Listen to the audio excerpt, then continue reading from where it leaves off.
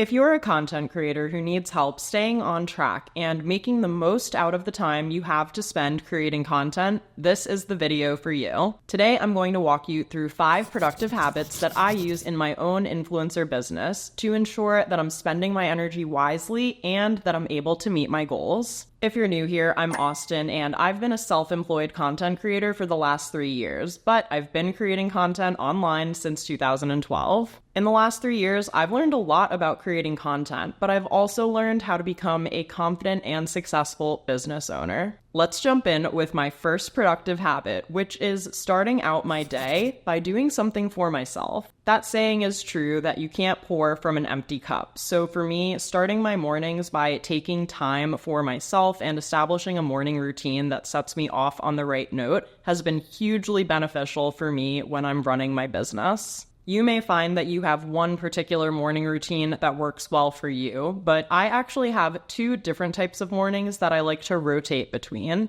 So some days I'll have active mornings, and for me, an active morning means getting up and pretty much immediately either getting on my Peloton bike for a workout or getting outside, getting some fresh air, and going on a walk. I would also like to caveat this by saying that I did not used to be a workout person at all, never mind a morning workout person. However, doing something active at the start of the day really helps get my energy up so that I can focus and be attentive to things later on in the day. It's been really beneficial, not just for my business, but also for my mental health. Mornings are my preferred time to work out because then I can check it off and move on with the rest of my day. I've found that when I've tried to work out in the afternoons, it often means pulling myself out of a creative flow that I've gotten myself into, and I also just lose more energy as the day goes on. So for me, the mornings are the best time to work out, but you might find that you like to work out after work to clear your mind or unwind a bit. And on mornings when I am not working out, I've really enjoyed starting mornings with reading, and I finally have gotten back into my reading groove after the pandemic. I feel like my attention span was totally shot for a few years there. I really stopped reading for fun altogether, and I'm so grateful to have reincorporated reading physical books back into my routine.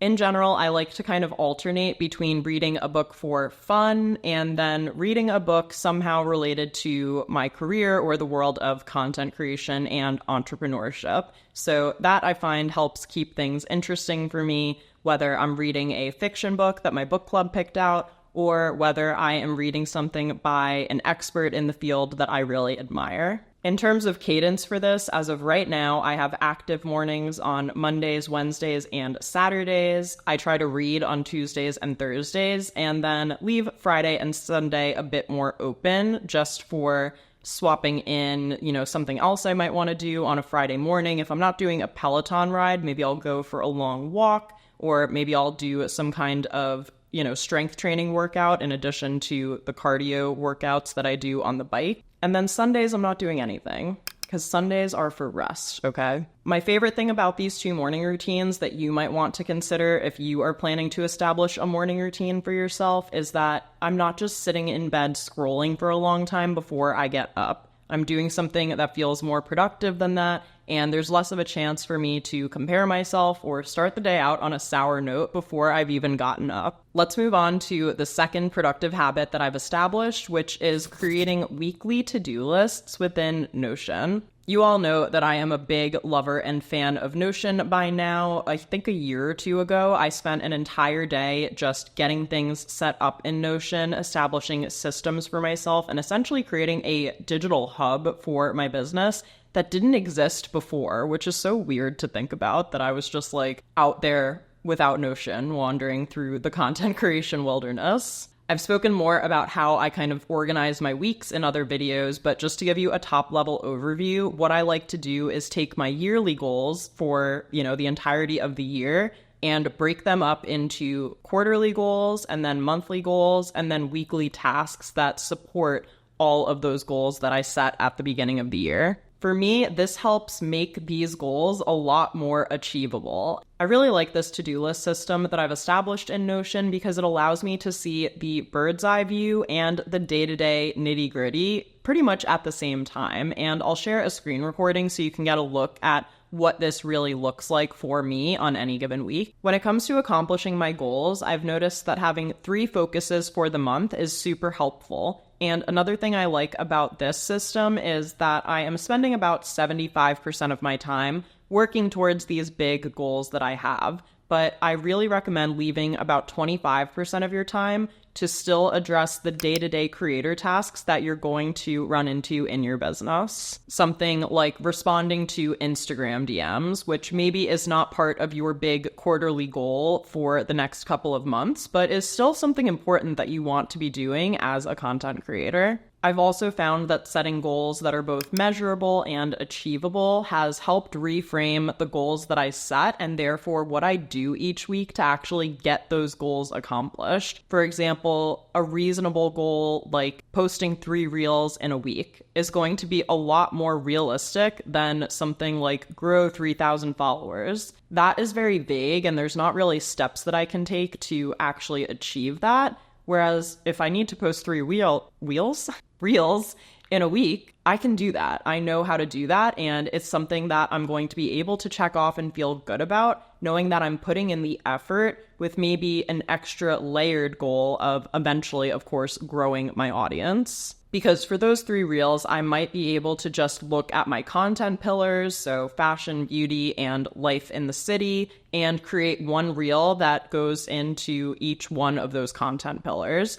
And I don't have time to get into content pillars in today's video, but if you'd like to learn more about content pillars and content planning, be sure to check out my free guide, The Influencer Launchpad, which covers those topics and more. You can grab your copy from the link in the description box. Another great thing about having a digital to-do list for me versus a physical to-do list is, 1, I can't lose it.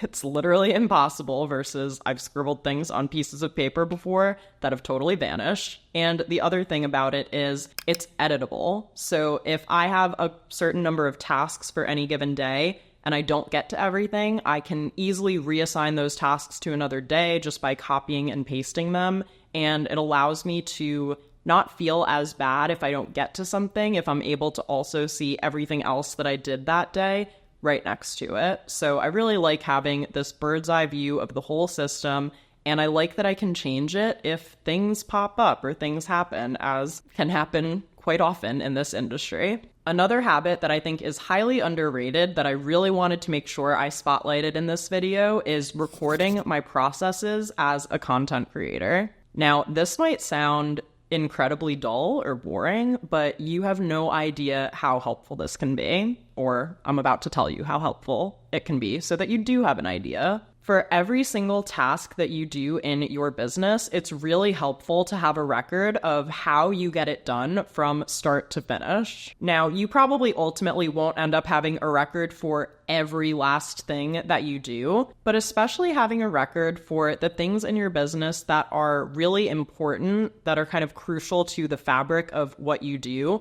and that you might potentially outsource or hand off to someone else in the future are probably the 2 best places to start. Even creating a checklist or a little bulleted list for every single step that you take to do something in your business can be helpful. Even something as simple as posting an Instagram reel is only probably simple now because you've done it so many times and you know the process like the back of your hand. But in reality, even when you just go to post a reel, never mind talk about coming up with the ideas or editing or any of that, you're going to want to check it to make sure everything is spelled right. You might want to add overlay text or captions or music to your reel. You're going to want to, edit the captions because Instagram's probably spelling something wrong in the captions.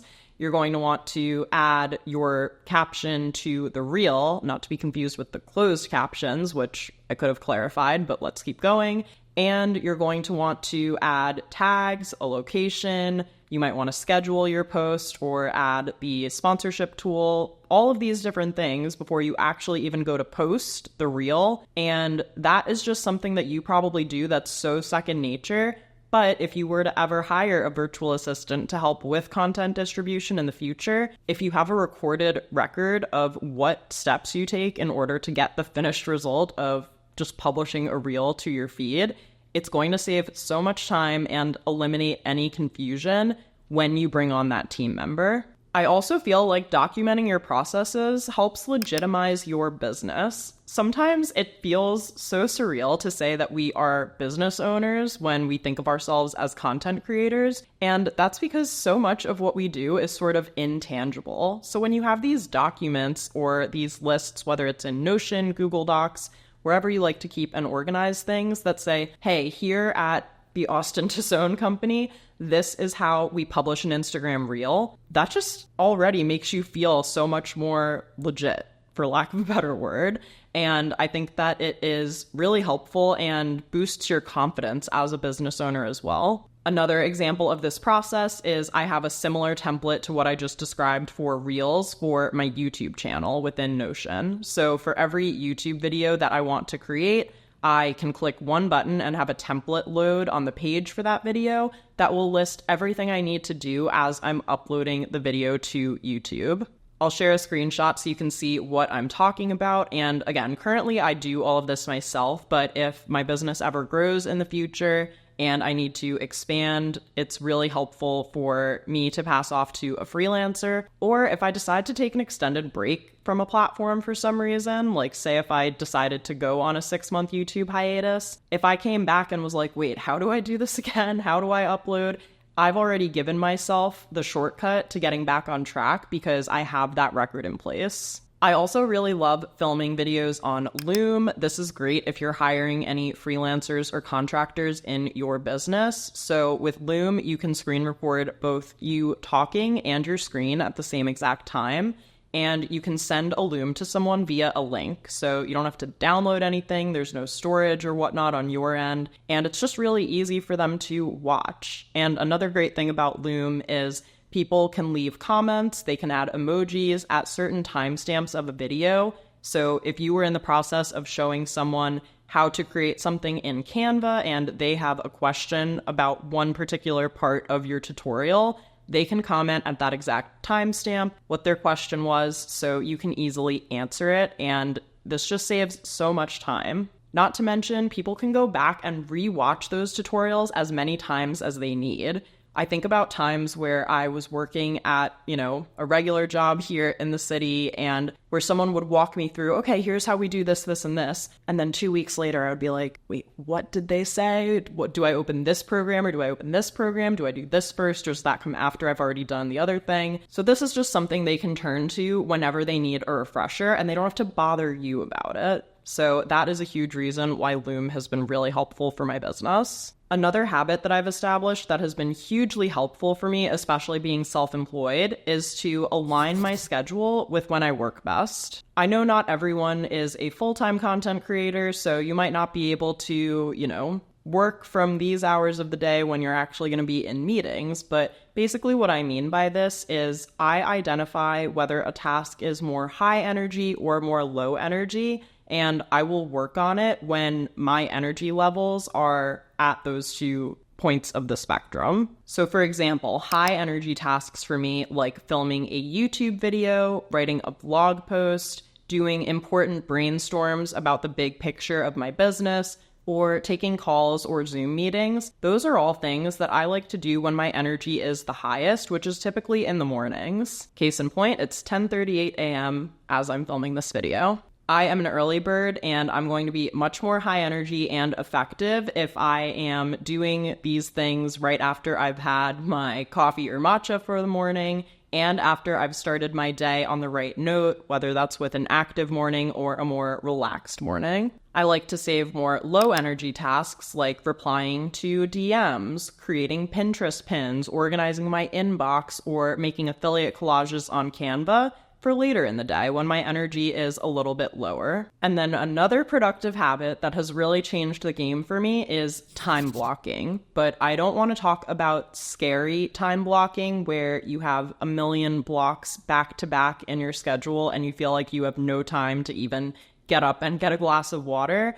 I want to talk about time blocking for when you're procrastinating, which I am guilty of, and I know that we can all be guilty of from time to time. Whenever I find myself getting truly distracted or I'm having a hard time concentrating, maybe because it's the first nice day of the year or I've just come back from vacation, time blocking has been something that has really helped me restart my processes and get back on track. But I really want to reiterate here, I keep this as simple as I possibly can. So I bought this digital kitchen timer from Amazon after I saw another YouTuber I love using it.